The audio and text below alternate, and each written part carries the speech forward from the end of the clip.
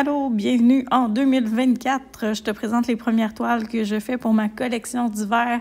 J'avais le goût de travailler sur des fonds noirs avec de la peinture iridescente. C'est quoi ça, de la peinture iridescente? C'est de la peinture qui change de couleur selon l'angle avec laquelle la lumière la frappe.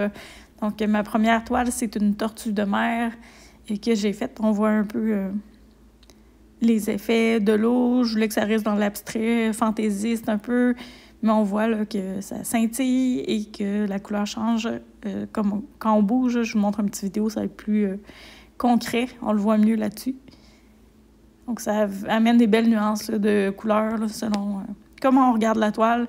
Donc, ça rajoute du mouvement, c'est ce que j'aime. J'ai rajouté à la fin des petites bulles dans l'eau. J'avais envie de rajouter quelques éléments. Puis un vernis qui est rempli de brillants turquoise pour faire un petit effet haut autour de la tortue pour que le fond noir soit moins drabe un peu, moins neutre. Donc ça aussi, ça rajoute beaucoup de mouvement puis de scintillant dans la toile. Donc voilà pour la première toile de l'année qui s'appelle Go With The Flow. Ensuite, j'ai eu envie de m'amuser avec un colibri à contre-jour avec un petit effet arc-en-ciel avec la lumière à l'arrière du colibri. C'est inspiré par les toiles de l'artiste Christian Spencer.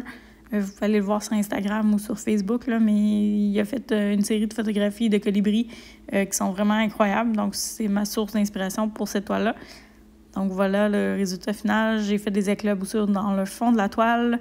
Cette toile-là s'appelle Libre. Fait que je voulais que ce soit festif. Je voulais qu'elle soit vraiment très dynamique, très colorée. Donc, voilà ce que ça donne une fois les touches finales et la signature faites sur la toile avec la peinture iridescente toujours. Et j'ai débuté 2 autres toiles aujourd'hui. Longtemps que j'avais envie de faire un perroquet ultra coloré. Puis là, j'ai trouvé mon modèle et ma source d'inspiration. Donc, je me suis amusée encore là avec la peinture iridescente.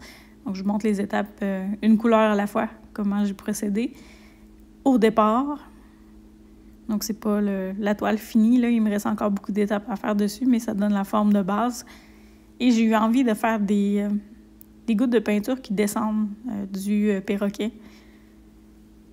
Je trouve que ça se prêtait bien avec cette toile-là. Donc, j'ai rajouté différentes couleurs qui coulent.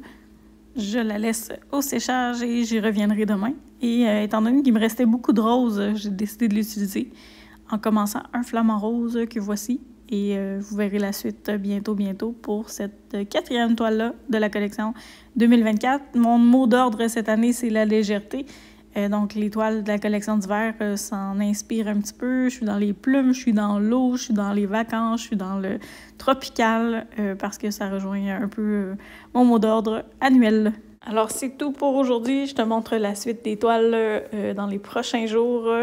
Je montrerai les étapes suivantes et quelques autres créations de grands formats qui s'en viennent aussi parce que j'ai le goût de m'amuser avec du paint pouring aussi. J'ai fait de la place dans mon atelier aujourd'hui pour faire de joyeux dégâts.